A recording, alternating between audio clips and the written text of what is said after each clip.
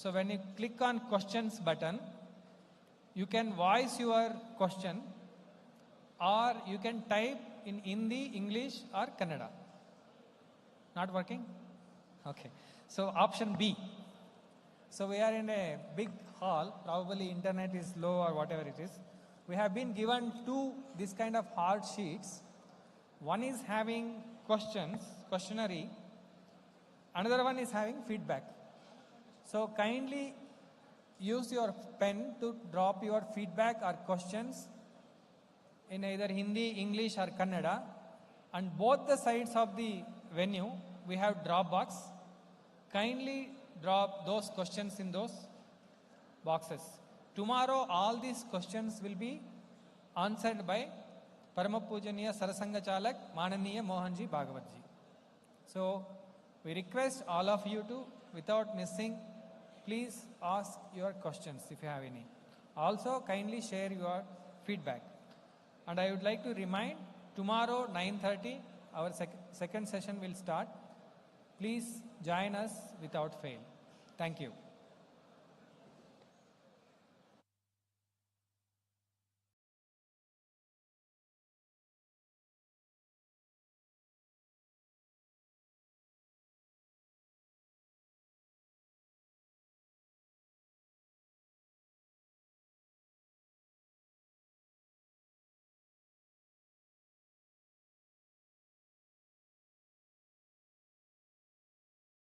Paramapujaniya Sarsanghchalak Mananiya Sri Mohanji is arriving.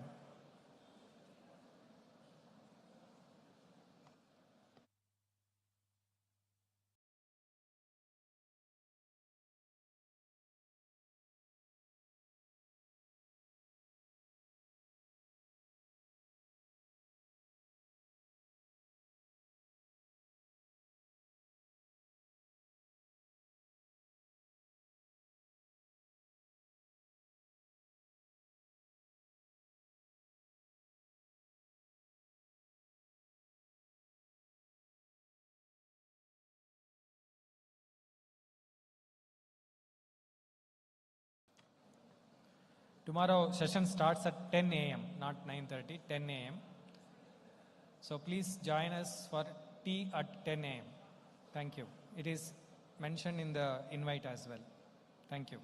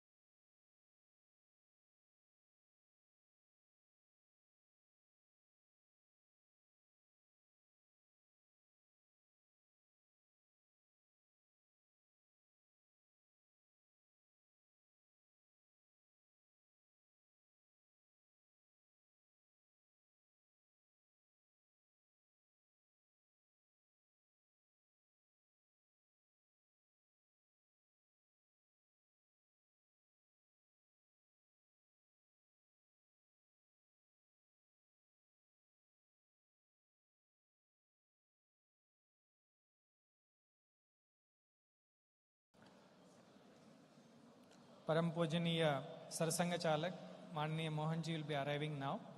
We will start the session 2 very soon. I would like to remind, tomorrow morning 10 a.m. we will be having our second day program. Kindly arrive on time. Thank you. So kindly please be seated. Take your seats. So we'll be continuing our session 2 now. Now I request Paramapujaniya Sarsanghchalak Mananiya Sri Mohanji to address us. Thank you.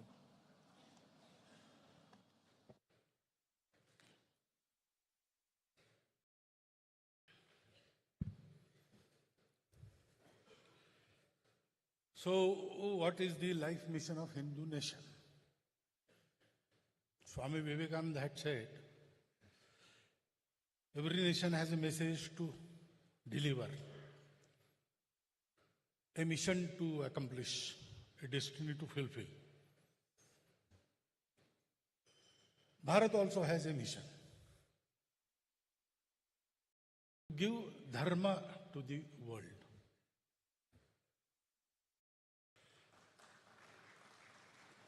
We are described as a dharma prana country. Now, dharma is wrongly translated as religion. Religion is different. Religio means to bind.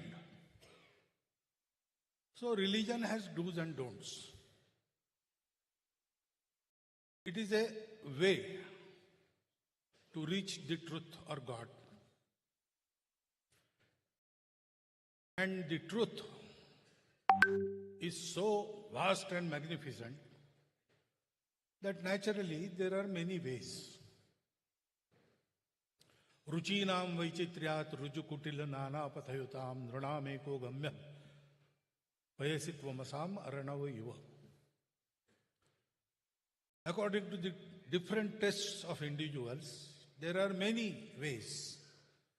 Easy ways, hard ways, straighter ways, crooked ways.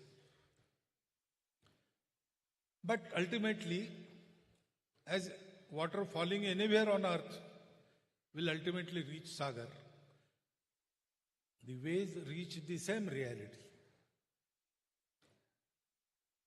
Dharma is something different. Dharma is translated in many ways. One connotation of dharma is the nature of things. I had a textbook when I was studying in 10th class, matriculation. General Properties of Matter. I studied in Marathi medium. So, the title General Properties of Matter was translated as Samanya Vastu Dharma. Samanya is general, Vastu is matter, and properties is Dharma. So water will flow, that it is Dharma. Fire will burn, that it is Dharma. Dharma is also duty, Kartavya. Putra Dharma, Pitru Dharma, Raja Dharma, Paja Dharma. Dharma is also described as a middle path.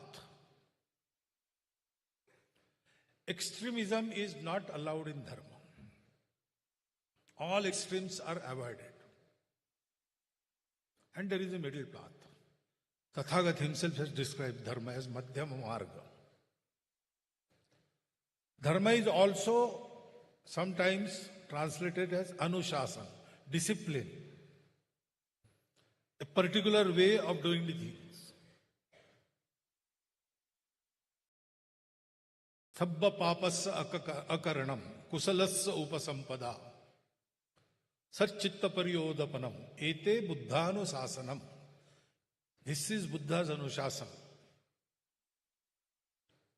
Not doing any papa, any evil thing. To lead the life so that you don't disturb others, that is kusalasya upasampada. And all the while, purify your mind, your intellect, your chitta. That is Buddha's Anushasana. That is Buddha Dharma. And Dharma is also that which sustains. Dharanat dharma ityahu dharmo dharayate praja. Is it needed? I, as a Bharatiya, I may say, Bharat has to prosper and Bharat has to give dharma. But who wants that dharma? That is the question. And for that, we have to see what today's world scenario is. There is much progress in the world, especially with the advent of science 300 years before. Many amenities have been created by the science. Our knowledge of physical world has increased many folds. We now go beyond solar systems. And we go beyond particles. So both ends, smallest and largest, is within the bounds of our knowledge. Science has project, health has become an easier subject. Everything. People are benefiting from that. But still, problems are there. New problems are coming and old problems remain. Every human endeavor has started to create happiness in the world.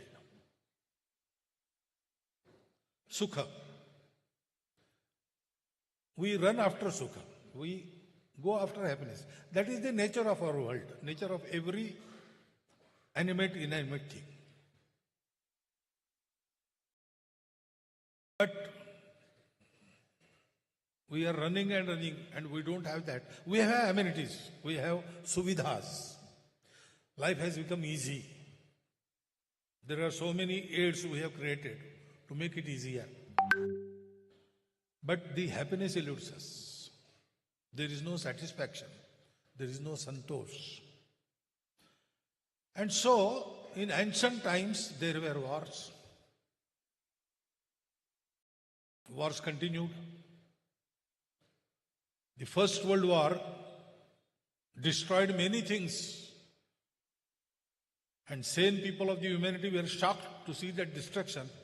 So League of Nations was created to bring peace. But Second World War happened. So it was resolved and there was United Nations organization. It is continuing, but wars are also continuing. There is no, now clearly on the battlefield, one army, this side, another army, that sort of war is not there. But conflicts are going on. World arsenal can destroy 10 worlds like this. So much potent arsenal humans have amassed. What happens if there is an accident? We better not imagine. These things are continuing. The narrowness of mind, enmity, seeing difference as separateness, all these things, they are there. They are continuing. There is no abatement. And therefore, people are thinking now, because lots of experiments went in. For last 2000 years, humanity has experimented to bring that happiness. But every experiment had given incomplete result. I will not say they have failed. Every experiment has done something. But it did not come true to the expectations. Results were incomplete. And that is why old problems continue, new problems arise. So, there was some who denied God. There were some who said, God is the supreme king. There was a way in which individual was given most prominence. There is a way where individual was considered only as a cog in the wheel of society. Samajwad, Samyavad, everything has been tried. And now people realize that something is lacking.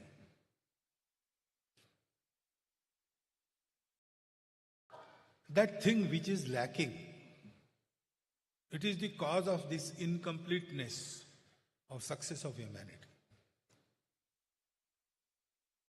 Now we have complete knowledge of our bodies, our minds, our intellect.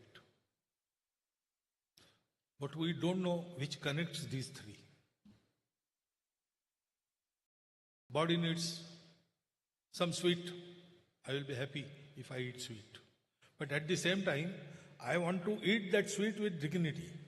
If someone says, I will give you one peda and I will hit you with my shoe once, as many as shoes you are able to bear, I will give that one. Well, I will deny, no.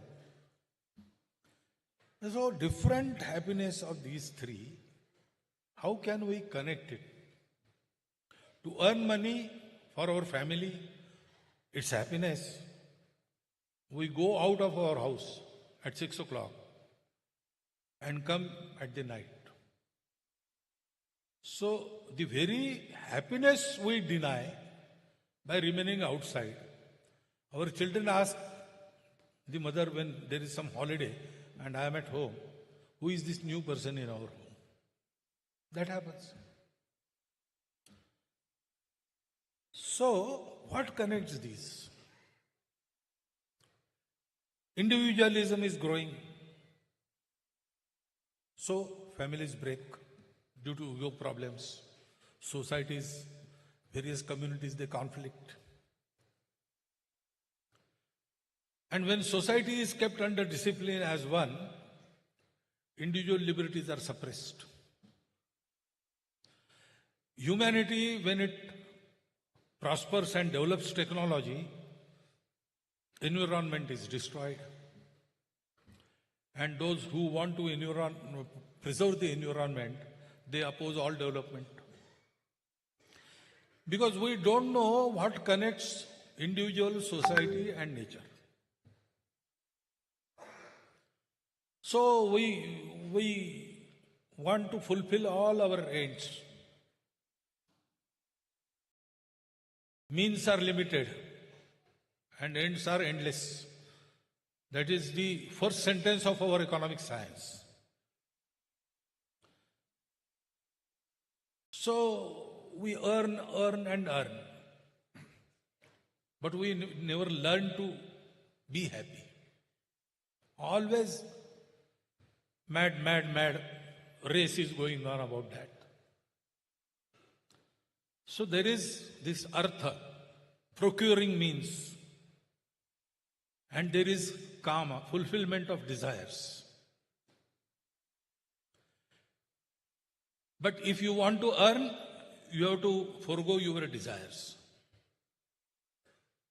And if you want to satisfy your desires, you earn less because you spend more. And if you want to have salvation, liberation, mukti, moksha, you have to forego all this. You cannot have all the three things simultaneously. Because we don't know what thing connects these. It is said that long back, humanity, researching after truth, a section of humanity concluded that whatever I can see, I can feel with my sense organs, that is the only truth. There is no point in going further and searching for truth elsewhere. So they stopped researching and they said this material happiness is the everything. And therefore, materially when we see, we are all different. So when we are different and ends are endless and means are limited, there is competition. So those who are fit, they will win, they will survive. There is struggle for existence. There is survival of the fit.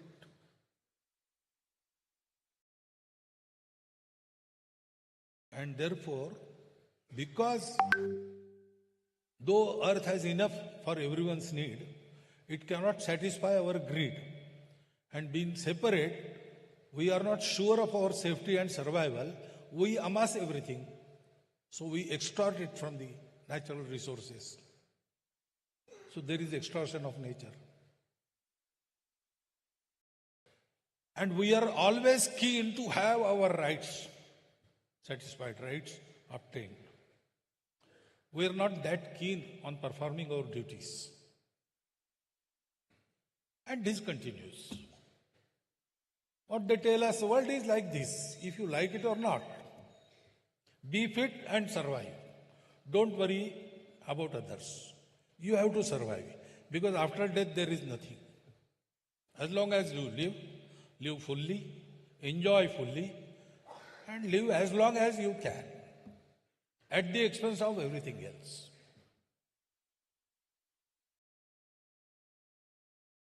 Then, before 350 years, this change came into human society. There was a film, The 11th Hour,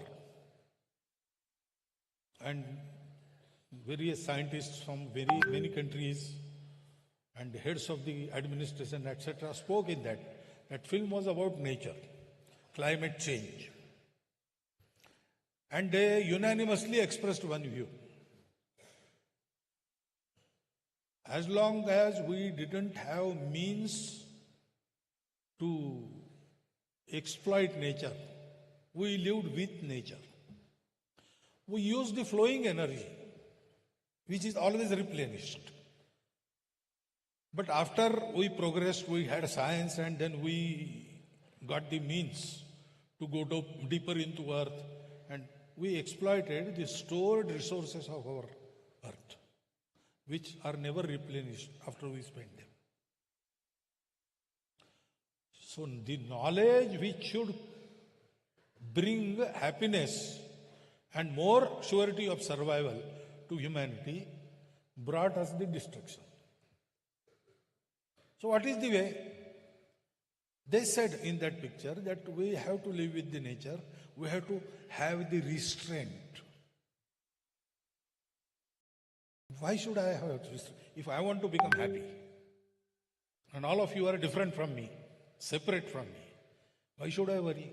I will be happy. Whatever happens to you, I have no concern. Because there is no link between you and me.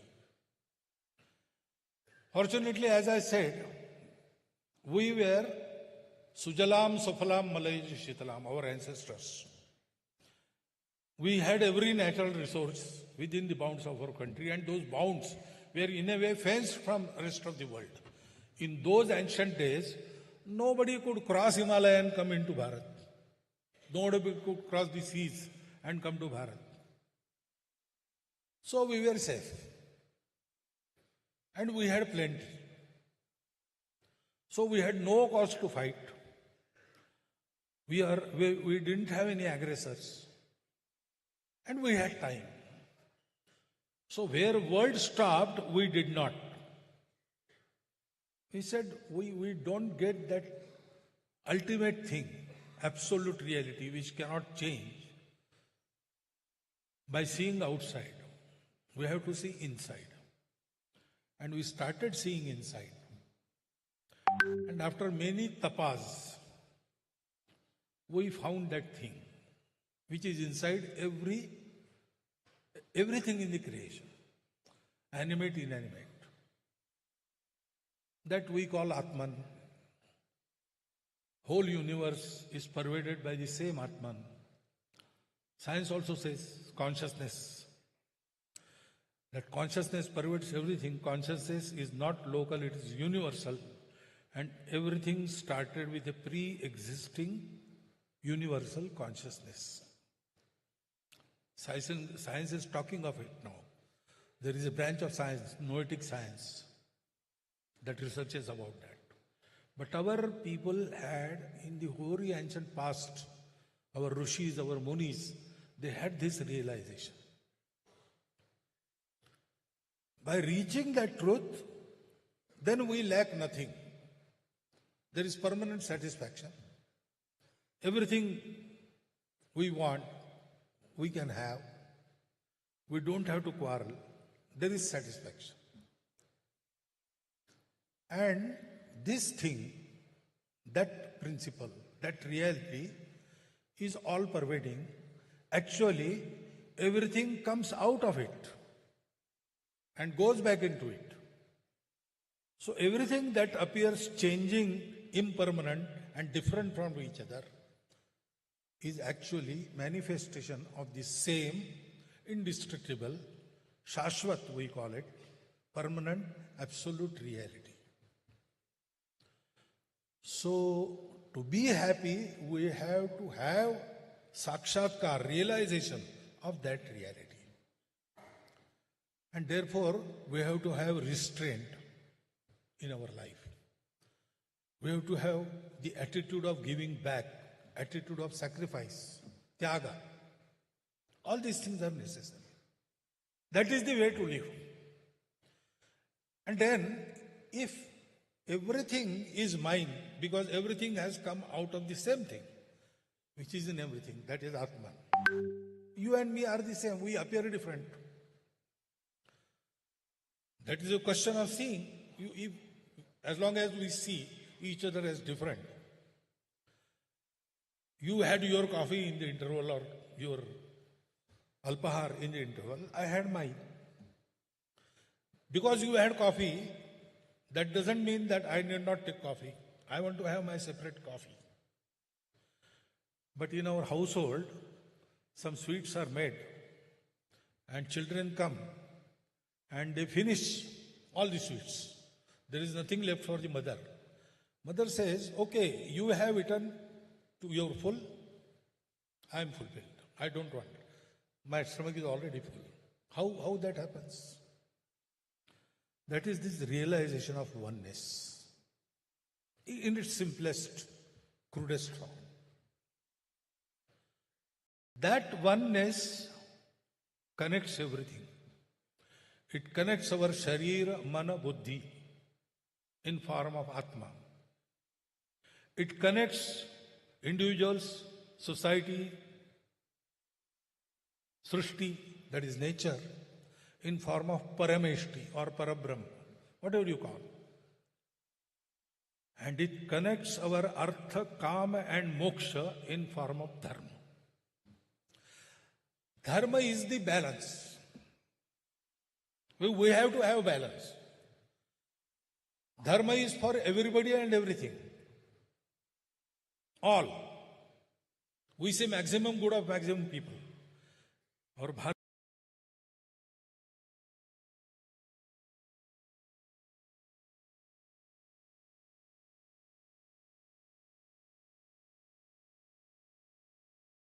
Bharatiya tradition says, Sarvepi sukhinas santu, sarve santu niramaya. Not maximum, all. And therefore, every manifestation of this unity, which is diverse, it has its own speciality. And that is valid in the entire scheme of the world. You cannot call it bad or good. That is your perception. But everything has a role. And dharma is the balance which gives you capacity to balance all this. A very old story, every one of you might be knowing it in our tradition. There was one Shibi Raja. And in his court, a dove came flying. That dove was very frightened. And it said to the king, one hawk is chasing me. It wants to kill me and eat me. Please give me asylum. So Shibi Raja gave him asylum. He hid in his robes. Then hawk came and he asked Shibi Raja, did a dove come here? I am hungry. I want to eat that dove. I think it has come to you. Please surrender it to me. Shibi Raja says, no. He wanted asylum. I gave him asylum. He is my praja. Now it is my dharma to protect him. I will not let him let you eat him. Then hawk says, you are talking of dharma, but nature has given me the dharma to eat the dough. I am not a vegetarian like you. I must eat meat, otherwise I will starve. You are starving me. You are creating hindrance in observing my dharma. And you are talking of dharma. Dharma is not like that. Dharma is for everyone. Dharma is everywhere, creating happiness, fulfilling every need.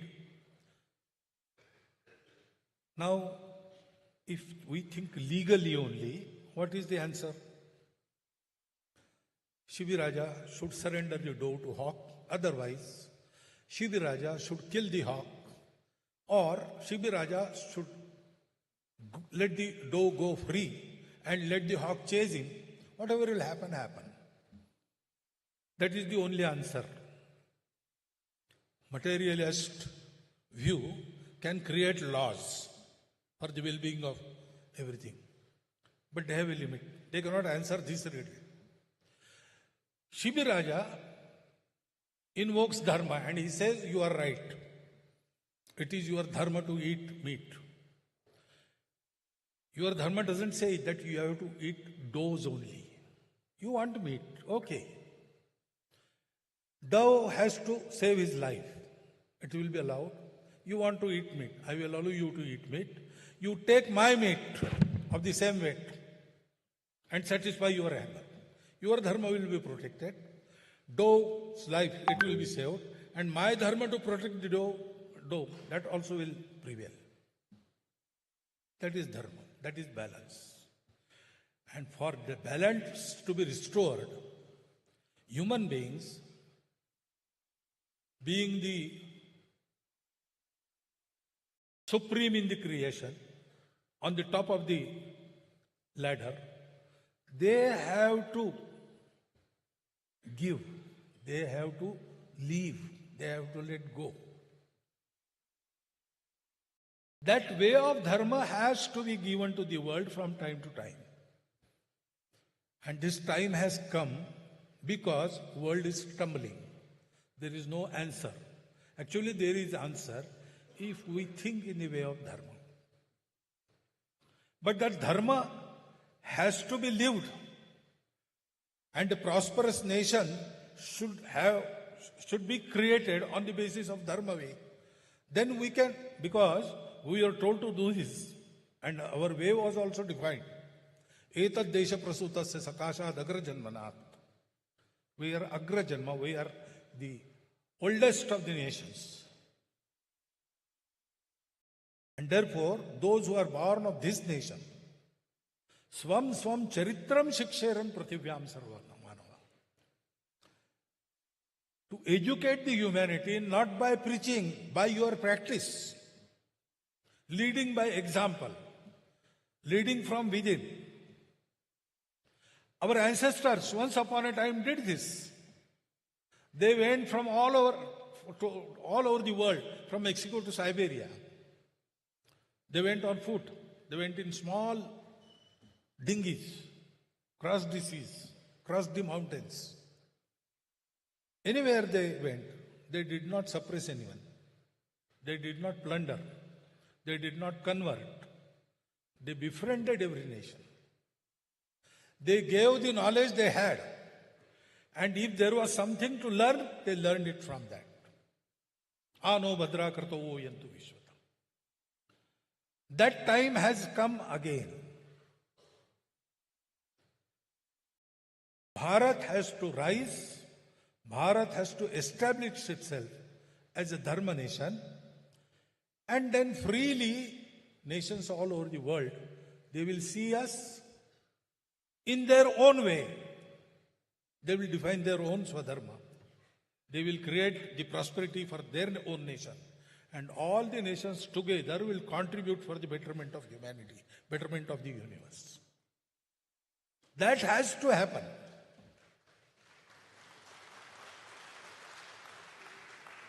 What has this to do with 100 years of Sangha? I already told you, Sangha is for evolution of life mission of Hindu nation. And the first step of that evolution is to prepare the society. That is still incomplete. We have to extend our work. So, in centenary, our first concern is to take our work to every village, to every strata of the society, to every class, caste, etc. We see Hindu society as one homogeneous society, but world sees Hindu society in so many diversities. We have to reach every diversity. We have to organize the Hindu society. Whole of the Hindu society, all 142 crore people, with so many religious denominations, and some of them came from outside in the course of history. Okay. Worship may change. People are ours. So first we have to do that. So we have kept going on for the extension of our work. We have plans to extend our work to all geographical units in our country and to every layer, every strata, every kind in our society.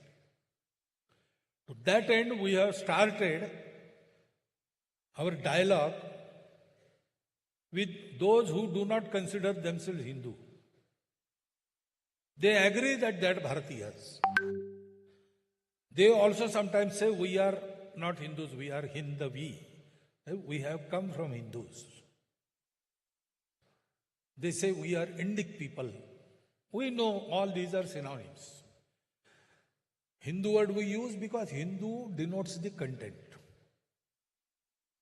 Hindu is not restricted by any form.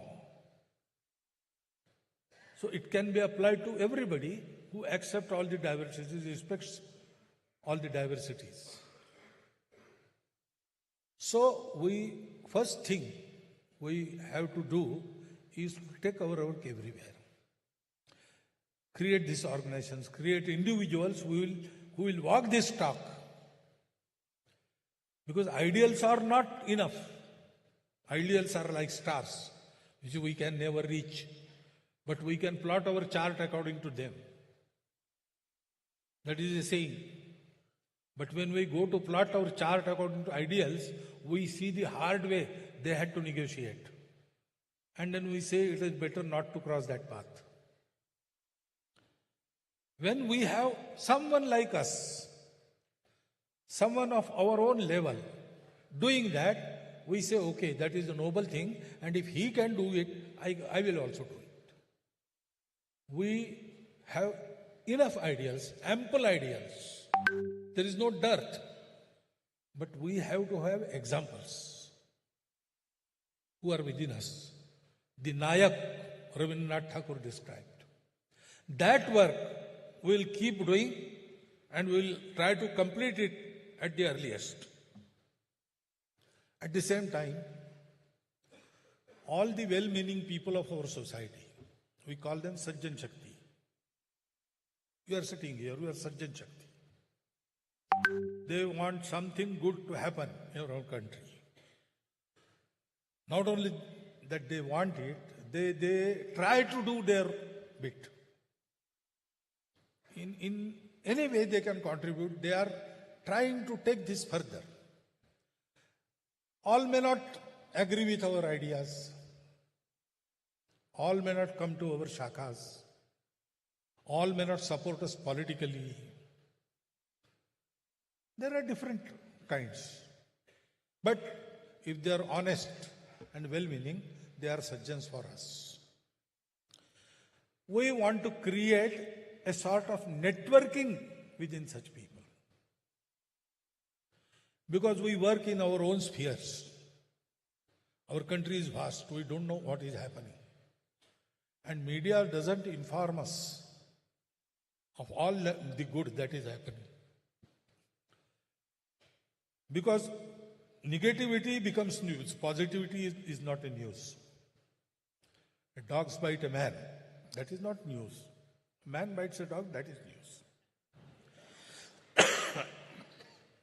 And therefore, In that matter, we are not informed, and many times a frustration comes. Nothing is going to happen, nothing is going to improve, all this is going to decay. Like that, it comes our enthusiasm. This should not happen, because the fact is, at least 40 times more good is happening in our country in comparison with bad that is happening. If one bad thing happens, there are 40 good things happening. And therefore, it is the time of good. Time of bad has passed. Time of good is there. And therefore, we should continue with our. For that, we must know. I am not alone. There are so many. They are working. They are also getting results. Such good things are happening. So that networking is the another plan we have. And of course, if the Bharat of our dreams has to materialize, there should be first thinking. So we want to initiate a nationwide deliberations and discussions. How, in what light we want Bharat to rise? How that can be accomplished? What is our role in that? How can we go about it? From individual efforts to national policies, everywhere, this thinking has to be there. A long-term planning has to be there. Piecemeal treatment cannot bring results. You have to think, because we also, all of us, have been reared in the same colonial mindset. Though I am talking this to you, I was educated in the so-called Macaulay system only. And it must have some effect on my thinking. I have to get rid of that. So I have to think. I have to pinpoint where I lack. I have to remove those. Everything I have to do. And this, as a society, we have to do collectively. The Indian knowledge system is much discussed word nowadays, especially in reference to our new education policy. What I find is most of the people understand when we say Indian knowledge system, we should bring into light that information. Yes, we have accurately mentioned this distance of sun from the earth in the Vedas. Archimedes knew later, our Bodhayan knew that world famous theorem 900 years before Archimedes. But not only that, our knowledge, tradition have many things that are applicable today even.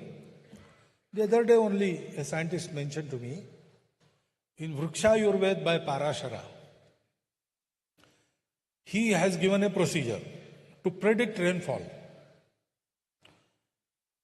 If you want to predict rainfall in Bengaluru next year, you,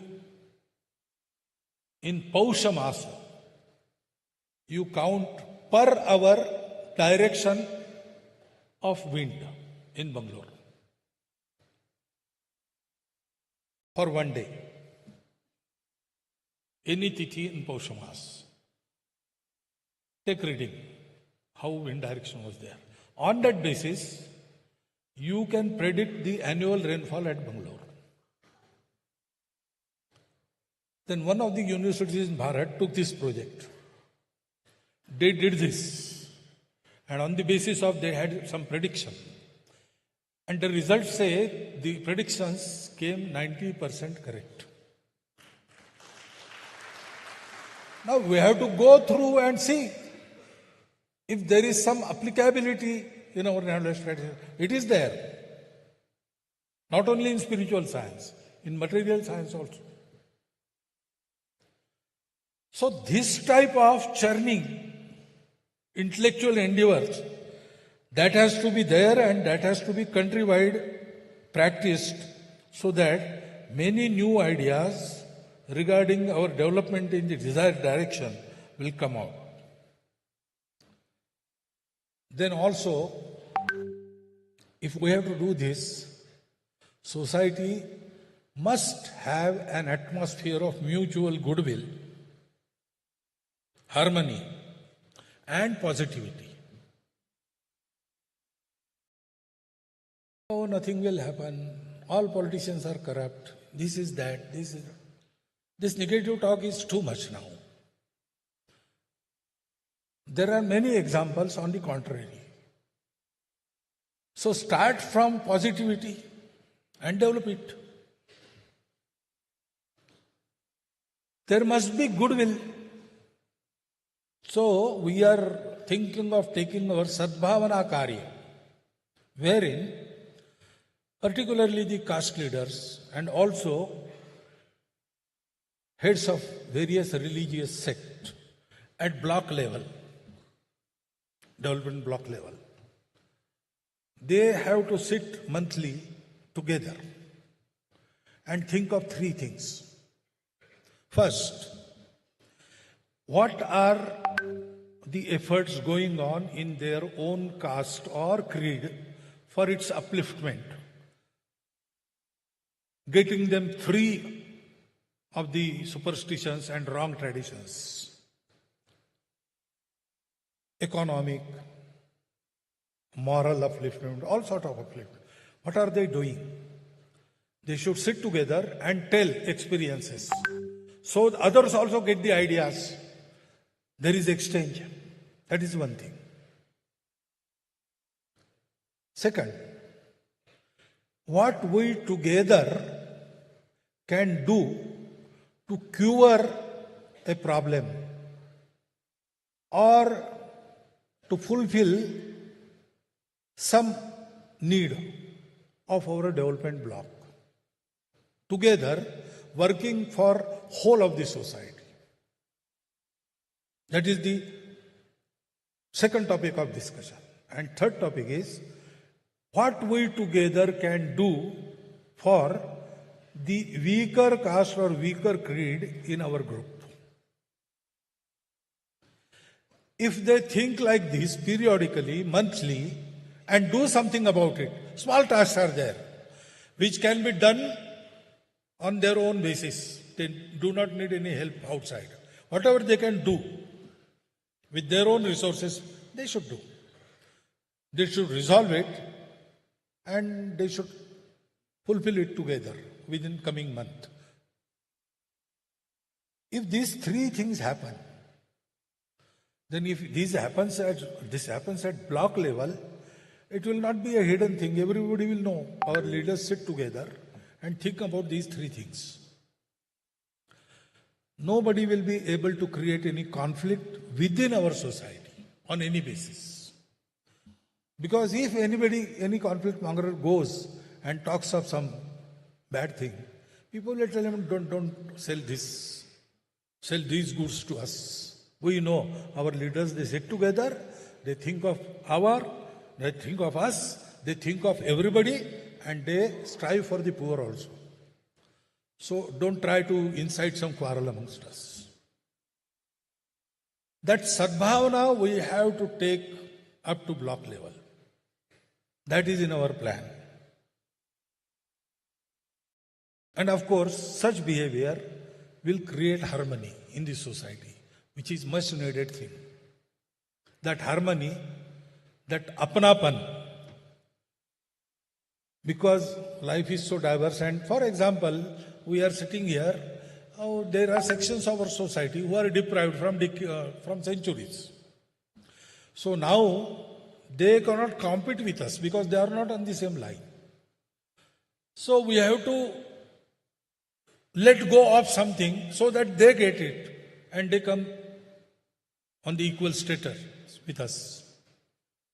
Now, giving something from us, if we have to give something to someone else whom we do not consider he is ours, there is bickering. But if we say he is ours, we will do whatever we can for him. We can share our wealth. We can share our everything for them. That is how progress occurs.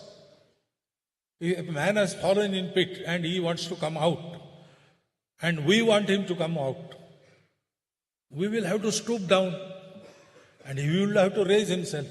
So together we can take him out of pit and he will walk with us. But that stooping down hurts the ego. And curing of ego is not possible. Only love can do that. That love, that is harmony. That harmony is created by this sadbhavana. And the impetus to bring sadbhavana, to carry on the efforts, comes out of positivity. So these things we have to do. We have to take it to the block level. And I mentioned that we have to continue with the dialogue because, unfortunately, there was no such separateness in Bharat before British tried to do it. Islam came with aggressors, okay, that happened. But aggressors went back. And the Muslims here were Bharatiya Muslims. They also considered themselves Bharatiya Muslims. So, sort of harmonization, assimilation, it caught hold and it progressed. But in the reign of Aurangzeb, he tried to reverse this process. But then eventually he failed. And again that process started. And in 1857, Muslims and rest of the Hindus, they fought with British together. To consolidate that unity, Bahadur Shah Zafar issued a farman banning cow slaughter. All these things happened. Rama Janmabhoomi did not remain a debate. Hindus of Ayodhya and Muslims, they came together and they resolved that Ram Mandir should be constructed here. We will give it to the Hindus. Seeing that, British were alarmed. They say that these very appearing, very different people and always quarreling with each other, but if a foreigner comes in them, they unite till they oust us. So we have to do something about it. And then they recognized all the fault lines in our society and tried to widen all the gaps and did some permanent things so that this bickering should go on. Now we are independent, but those reminiscences of those times, they play a very bad role. Remnants of those differences, they are playing havoc. We have to sit together, talk and dispose of it then. Yes, what happened, happened. Okay. Now we have to start a new chapter. We are one people, we are one nation, we are Hindu nation. Okay, you don't like the word Hindu. We are Bharatiya nation, we are Indic nation.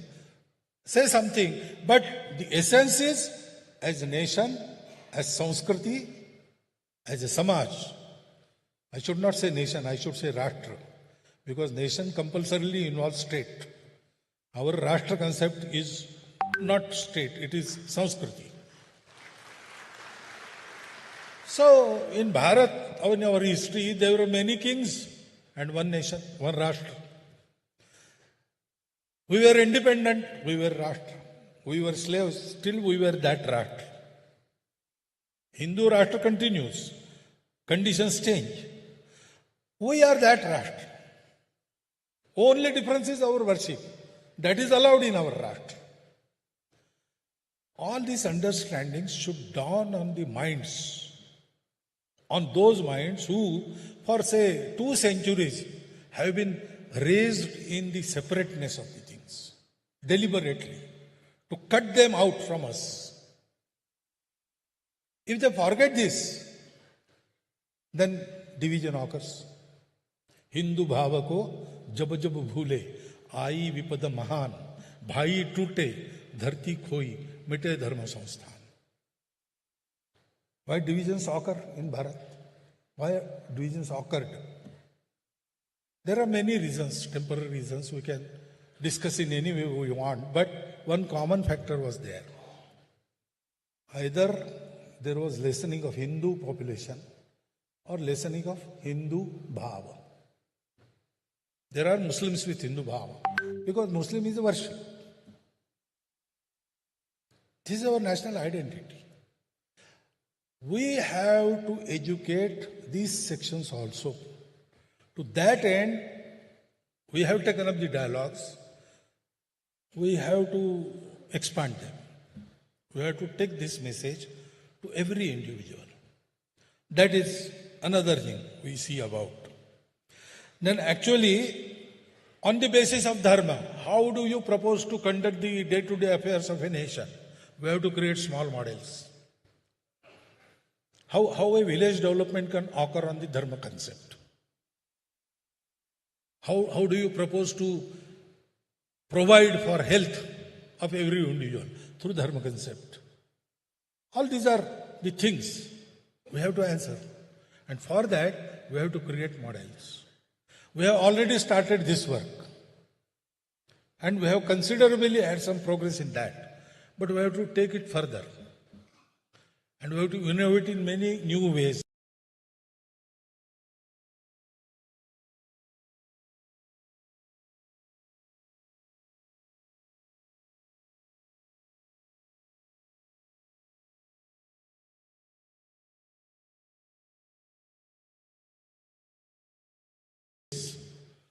And we have to have contact with others who are working in these fields. With different ideas, not necessarily dharma model, but there are many things we can learn from them also, and they can learn from us. There has to be cooperation. There has to be complementation. There has to be a learning from each other. And that we have started. We have our Seva Sanghams in which we invite all such people and exchange. Give and take occurs. And then, of course, when we say etad desha prasutasya sakashadagra janmana, so we have to create a life in Bharat first, which is free of all these anomalies. In Gandhiji's words, there were 7 social sins. We can find them in different degrees in every country of the world. Pleasure without conscience, wealth without work, knowledge without character, commerce without morality, science without humanity, religion without sacrifice, and politics without principles. That is the malady prevalent everywhere in different degrees. First, we have to create Bharatiya life free of all this. And then we have to invite the world, or we have to go in outreach towards the other countries of the world and tell them, sir, we have found this way. You can come and see, study it, and whatever is applicable in your country, you can pick it from here. In the process, if you have something to teach us, please teach us. The way need not be exactly the same. Basis is same. Our gantavya, our reaching point is the same. But we start from Bharat, and we start from UK, and we start from USA, from Australia, from some Southeastern country, Kazakhstan, etc., etc. So they have their own standpoint, and they have to adapt these models to their own situations. This exchange should occur. For that, a global outreach should be there. And particularly, first, our neighboring countries. Most of them were Bharat 100 years before. Actually, they are our people. But politically, they are different countries. And we honor their sovereignty and everything else. But that doesn't mean that we don't want to cooperate. Initiatives like SARC. But they are government initiatives. I am talking here of people-to-people cooperation. People-to-people. So, if our neighboring countries are being helped by Bharat in creating good life in those countries, that is a message for world. Otherwise, we will go to America and preach them about this. They will say first, take care of Nepal, take care of Bangladesh, take care of Sri Lanka, then come to us. There is nothing difficult in this. These are our people. Even in today's conditions, they have many similarities with us. Actually, they feel most at home when they come to Bharat. And we don't feel we are outside Bharat when we go there. You can travel and take the experience. So we have to do this. These are some things in our minds. First few things we have decided. We have a plan and we will proceed. But this global outreach, the neighboring countries, creating a model, national model of Bharatvarsha, definitely we intend, they are in our intention, but now we have to go step by step, create some plan, have the primary things necessary to execute it, and then that I cannot decide individually. Our Pratin Sabha decides upon that. When and how is their prerogative. As I was introduced, I think, in that I am only friend, philosopher and guide. So, in our philosophy, that is there. And we, each of us, very ardently wish to this to happen. But when to go about it and how to go about it is a matter of decision, which our Pratin Sabha will take someday. And this will happen. So, after completing a century, we feel delighted. Some credit also we feel that we have some credit about that. But we know that our task is still incomplete. In a way, we completed 100 years is a matter of pride. But also, we took 100 years to come here. That is something for us to introspect. So, we have a task ahead. Miles and miles to go. So we are at it, and we expect that after hearing this, you will, in your own capacity, if you can directly cooperate with us. Indirectly, you can help us. Or no, you are doing something else which is very good.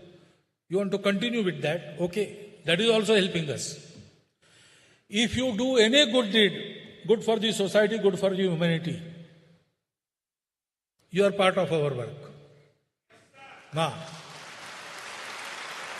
well, Sangha doesn't expect you to wear uniform, except everybody. And it is impossible. 142 crore of people in single uniform at single place is impossible. We will create centers, we will create individuals. They will be the focal points.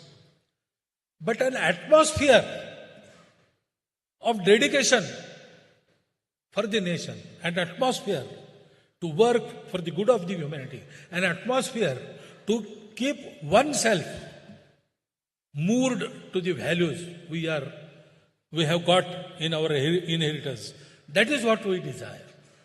And to have that atmosphere, certain expense is necessary, we have to go about it. But as I said, Sangha is neither opposition nor reaction, not a temporary thing. Sangha, because it is evolution of life mission of Hindu nation, And life vision of Hindu nation is Vasudhaiva Kutumbakam. Sangha wants to prepare the society, prepare the nation to be organized and with benevolence act for the humanity is normal state of any nation, any society. I hope we all together in coming few decades achieve this status of our society, of our nation, and definitely in that achievement, we also as Sangha will have our own contribution. If you don't acknowledge it, I don't have to complain. But whatever you do, you should know these facts about Sangha and form your opinion on the basis of facts, not hearsay or narration or perception. That was the only wish. So, after telling you that, I think I should welcome your questions tomorrow. Thank you for hearing me to continuous session. For how much long time, I don't know. But I think you have heard it all. Thank you.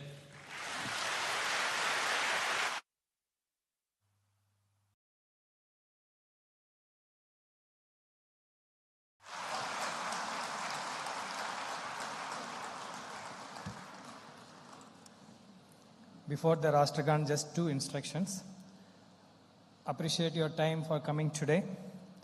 Similarly, tomorrow also we'll be having sessions starting from 10, followed by lunch at 12:30. Kindly be available on time. Please don't forget to send your feedback as it is displayed here. The moment you type in your mobile or in any place, www.rss100